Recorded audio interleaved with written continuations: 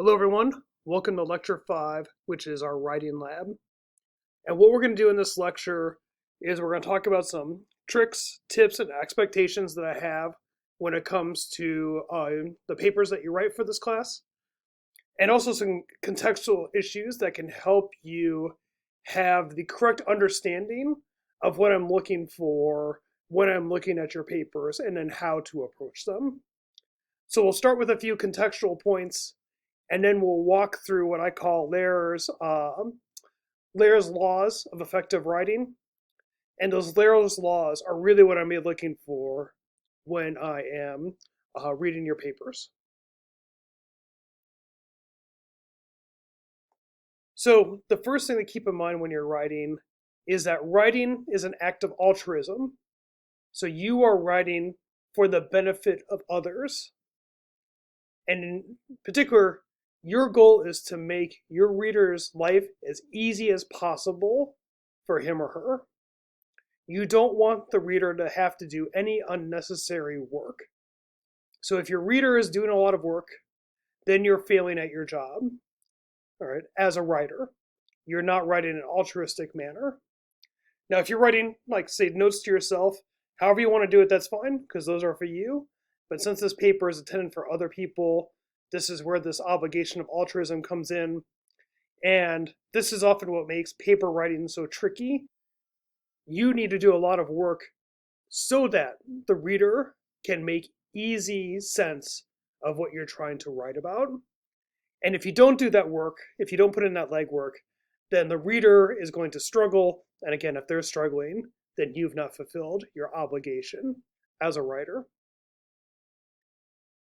All right, another contextual point is the assumptions you want to make about your reader. So the first one, you want to assume this person is generally informed. Okay, so they don't live with their head in the sand. They have a sense of what's going on in the world and a general sense of history, but they do not have specific knowledge of this class. So you can't say things like, oh, that one time we talked about this in this class, because you can't assume this person has been there. Or say something like, oh, this is evident when we talked about this in class on such and such date. Again, you can't assume that your reader has actually sat in the classroom along with you. Similarly, you can't assume this person has read the materials that you have read or had the discussions you've had of them in this class. So you can't assume they've read Marx or Weber or Polanyi or Foucault and Healy. Okay. And this is important because what it means is that you need to make sure you're giving your reader enough context so they can understand what you are saying. Now, this can be tricky because you're going to know this material well. You have a lot of knowledge about what these people think and the arguments that they're trying to make. But a lot of that knowledge is inside of your head. You need to make sure that you translate or transmit that information onto the page so the reader has access to it too. And the reader can use that information to make sense of what you're saying. So if you reference the dog and the goat story, you need to make sure that you give the reader enough context so they can understand what the hell you're talking about, right? Why are you talking about dogs and goats in this context? And also, you're providing context so the reader can appreciate the nature of the story and why it's relevant. All right. You also want to assume that your reader is very convincible if you can make a case. So if you can show the reader how and why they should think in a particular way, the reader is going to go along with you. But you can't just assume that just because you make a claim, the person is going to automatically follow you. You need to walk the reader through your argument. And if you make a convincing argument, right, you can marshal enough evidence and support, your logic makes sense, it holds together, then the reader will go along with you. But the burden is on you to make the case so that this convincible reader will follow you in terms of what you're going to say.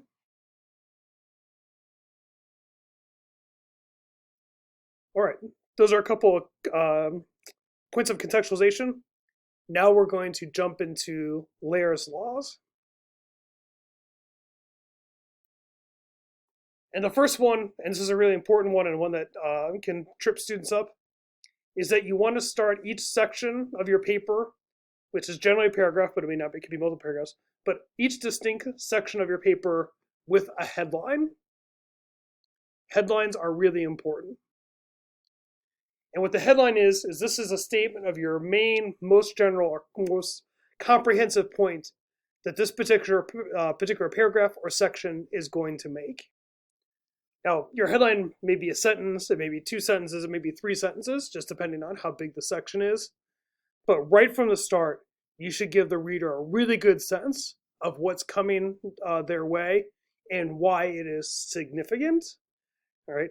Maybe implicitly you're trying to answer the question of who cares, right? Why should the reader invest the time and energy to work their way through either your paper as a whole or this particular section? Why do they need to worry about it?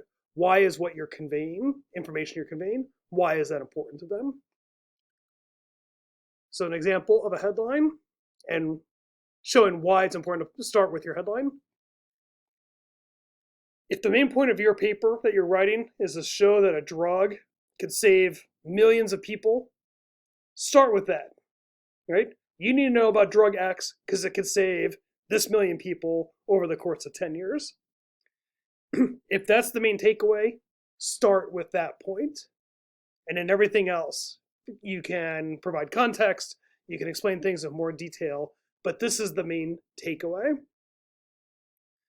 And this way, if you start with your headline, the reader has an appreciation for what your paper is about and why it's important and why they should invest the time to keep reading.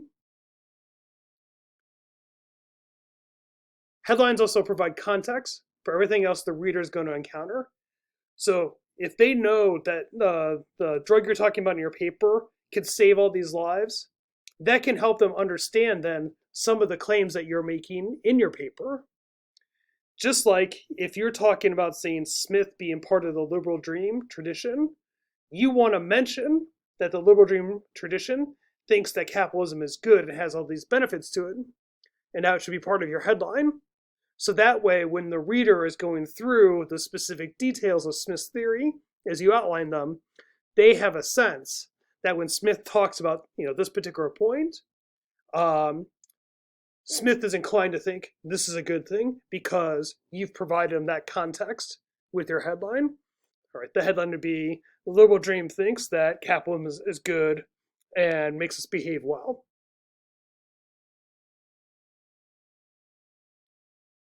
And another way of saying this is allows the reader to really appreciate what it is that you're saying in your paper as a whole or in that particular section. They're not going to be lost. They've got a basic understanding of where things are going, and that can help them make sense of what you're trying to argue. If you don't give the reader a headline, they're going to have to work to figure out which way is this going.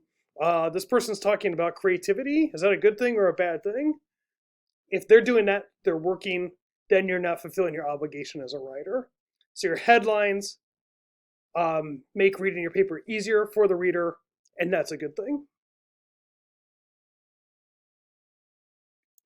The reason why I bring this up, and I start with this as number one, students tend to bury their lead, and they put it at the end of a section or a paragraph, often because when they get to the end, they finally figure out what exactly they want to say and why it's significant. So they're learning as they're writing, and this is true for me as well. This is true for writing, and that's completely fine. You're going to learn what your answer is as you're writing it out, or at least you're going to come up with a more refined understanding. Perfectly fine. But people's concluding statement is often their best expression of what they were talking about because they figured it out as they've gone along. Perfectly fine, perfectly natural. Just cut and paste what is that concluding sentence and actually make it your headline. And that way, the reader has a sense of what they're going to encounter along the way.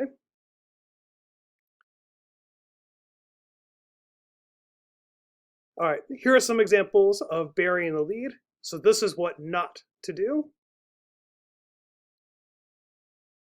Chemical X was first used in food processing in 1993.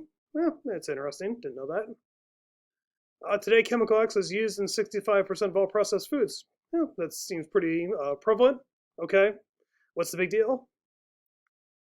Chemical X causes cancer in humans. Okay, once I hear this point, right, this chemical causes cancer in humans, that's the most important point of this paragraph. And I want to start with that because if you're just talking about this random chemical in foods, who cares? There's lots of chemicals in food. Why do I need to worry? If this is a cancer-causing element or chemical in food, start with that. Then the point that it's used in 65% of processed foods, now I know I need to worry. So this last point is the most important one, and therefore it should be the first point. And then that will contextualize everything else that comes along, right? The fact that something exists in 65% of all processed foods doesn't really matter, right? So it's prevalent. Who cares? If I know that's cancer causing and it's really prevalent, it takes on a whole new significance. I can appreciate this number a lot more. That's what we mean by starting with your headline. This is true. You want to start your headline in academic context, but also in some of your personal writing. People have a tendency to bury the lead in ways that can be, if not detrimental to your efforts, in ways that don't fully support the efforts you're trying to do or fully reflect, say, the accomplishments that you've made. So here's an example that could come from someone's personal statement in their work career. I've been working at Acme Corp for 15 years. Okay, so you've been there for a while. This year I worked on 4 different projects. Okay, that's interesting. I don't know if 4 is a lot or not, but this year I was the person who generated the most money for the company. Boom. This is an important statement. All right. This basically says I'm a rock star. And if you're a rock star, you want to make that point first, right? I'm awesome. I'm awesome for this company because I've done this. Now, I've also worked here for 15 years. I've worked on these different projects, all right? But the main point is I'm awesome. Therefore, I deserve a raise. I deserve a promotion. If you're writing a personal statement, you don't want to shortchange yourself and put your best attributes at the bottom. You want to start with those. Same thing with arguments. The most important comprehensive point, start with that first. Then everything else can become context and is contextualized by the main overarching point that you're trying to make. All right, that's the first of Lair's laws. We'll talk about the next ones in the next part of the video.